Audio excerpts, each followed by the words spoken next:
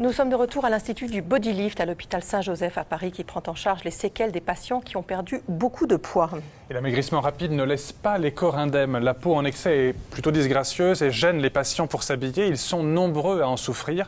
Pourtant, seuls 25% d'entre eux ont recours à la chirurgie réparatrice post-amaigrissement. Méconnue, elle permet pourtant de limiter la reprise de poids, d'augmenter la qualité et l'espérance de vie des patients. À l'hôpital Saint-Joseph, cet institut français du bodylift a décidé d'en faire sa spécialité. Attention aux images de chirurgie qui peuvent être très impressionnantes. Reportage Anne-Laure Jean, Marc Lavastrou et Stéphane Joviado. Donc on va refaire un petit cours sur le bodylift inférieur parce que c'est quand même quelque chose qu'on fait beaucoup et puis on va revoir un peu les dessins. La perte de poids massive, ça provoque un excès cutané avec des excès de graisse localisés à certains endroits et il va falloir en tenir compte lors de nos chirurgies.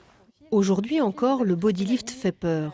Si la chirurgie de l'obésité a explosé, seulement 20% des patients ont recours ensuite à une chirurgie réparatrice. Par manque d'informations souvent, mais aussi parce que les praticiens diabolisent à tort cette intervention. Cette chirurgie, elle est un peu considérée comme une chirurgie difficile, éprouvante physiquement parce que ça dure longtemps.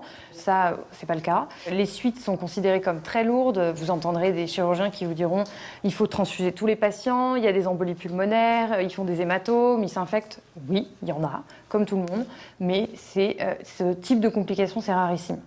Pour en finir avec les idées reçues, le Dr Schmitt et son équipe ont créé un diplôme universitaire. Joseph est interne. Il est venu spécialement du Liban pour apprendre ces techniques. Des patients ne se sentent pas bien dans leur peau. En faisant cette chirurgie, ils voient le résultat après. Donc ils sont très reconnaissants, nos patients, surtout les patients post-amaigrissement. Et ça donne du bonheur à n'importe quel chirurgien, tant plasticien ou d'autres. Après le cours théorique, place à la pratique.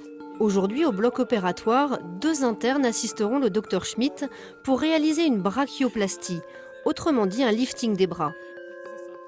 Alors, je vais vous demander de plier un tout petit peu le bras comme ceci. Alors, Mickaël, c'est la première fois qu'on fait les dessins ensemble, donc je te montre un petit peu comment on procède. Anaïs a perdu 60 kilos, une perte de poids massive qui a laissé des stigmates, et en particulier cet excès de peau sous ses bras. Et on va venir comme ça tout du long, repérer la quantité de peau à retirer. Souvent, effectivement, les patientes sont très gênées, les patientes jeunes notamment, parce que cet excès de peau leur donne des bras pas du tout en harmonie avec leur âge. Et puis, maintenant qu'elles sont beaucoup plus menues au niveau de la carrure, les bras souvent passent pas dans les manches des habits qui sont à leur taille. Impossible en chirurgie d'éviter les cicatrices. Mickaël et Lila, les 2 internes, devront donc s'appliquer pour qu'elles soient les plus discrètes possibles. Alors, incision. Mais la première étape, comme pour le bodylift, c'est la lipoaspiration pour retirer l'excédent graisseux. Alors, au niveau de l'aisselle, on n'aspire pas et on reste très superficiel, justement, pour éviter les problèmes qu'on peut éventuellement avoir de lymphœdème, etc. D'accord. Donc là, Lila, tu vois, on va passer à l'étape qui va nous permettre de vérifier le dessin. On va se rejoindre au milieu, on met une petite agrafe. D'accord ? Comme ça va nous permettre de voir si la cicatrice, elle est bien droite, si elle est bien positionnée. Vas-y, tu peux rapprocher un tout petit peu les 2 bras. Ouais, c'est pas mal. Ça me paraît très bien. Ok. À l'aide d'un feutre, Mickaël vérifie le dessin de la future cicatrice. C'est cette courbe qui guidera le bistouri. Elle respecte les critères pour une bonne chirurgie du bras. C'est-à-dire que la cicatrice soit symétrique, qu'elle soit à peu près droite. Non, à peu près, non. Qu'elle soit droite. Je pense que ça va faire un bon résultat pour la patiente. Bistouri.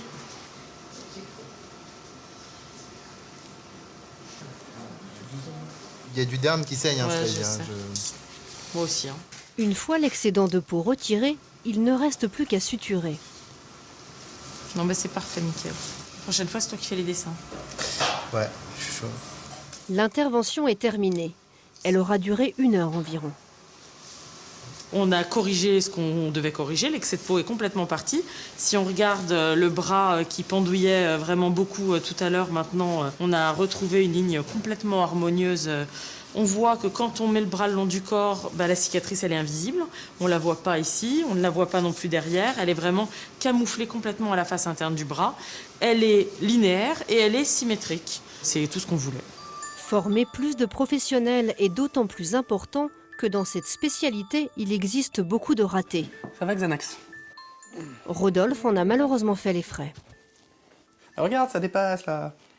J'ai suivi en fait les recommandations d'un chirurgien, tout en me renseignant quand même sur le chirurgien, où il n'y avait pas forcément d'avis négatif, mais quand je regarde ses spécialités sur le site de l'Ordre des médecins, c'est pas du tout chirurgie plastique ou réparatrice. Mais je me dis, bon, j'y vais, je fais confiance. Et donc du coup, il me propose une opération, une abdominoplastie, et pas un body lift, donc juste le fait de retirer l'excédent de peau devant et de retirer effectivement l'excédent de peau sur la poitrine. Donc on appelle ça, je crois, une mastectomie. Et je dis, banco, j'y vais. Mais pour Rodolphe, l'abdominoplastie n'était pas la bonne solution. Il avait l'impression que c'était pas fini, que c'était pas abouti. Il y avait une opération, mais c'était pas l'objectif, c'était pas le résultat compté et espéré. Et surtout qu'esthétiquement, c'était pas joli. J'avais des espèces d'oreilles d'éléphant sur le côté, parce qu'à la jonction, en fait, de la cicatrice et de l'endroit où c'était pas coupé, ça faisait une espèce de pointe comme ça sur le côté, de chaque côté. On a l'impression d'avoir des poignées d'amour. Le trait était pas droit, la poitrine, je trouvais pas ça très joli, c'est-à-dire qu'on voyait pas les cicatrices, on les voit toujours pas. Mais je trouve que ça donne pas ce que je voulais que ça donne. Rodolphe ne s'est pas laissé abattre. Après 20 ans d'obésité, son corps de rêve, il y tenait. Il est donc retourné sur la table d'opération pour subir un body lift. 2 ans après, les cicatrices sont toujours visibles, mais il les assume. Ici, il y a des cicatrices, voilà, comme pour ma mastectomie. Ce qui va rester, ce que je trouve un peu disgracieux, ça va plutôt être ce qu'il y a dessous. Il faut que je fasse un peu de gonflette pour que ça parte. Et sinon, au niveau du body lift, c'est juste là. Ouais, donc ça fait tout le tour du corps. Normalement, au niveau des fesses, c'est bien parlant. Ça fait une jolie petite marque de string. Évidemment, j'ai une image d'épinal du corps parfait que je voudrais, où j'ai le six-pack, etc. J'ai fait une croix dessus, psychologiquement, mais oui, techniquement, c'est quand même vachement mieux qu'avant. Je peux me regarder dans la glace sans avoir trop honte de moi.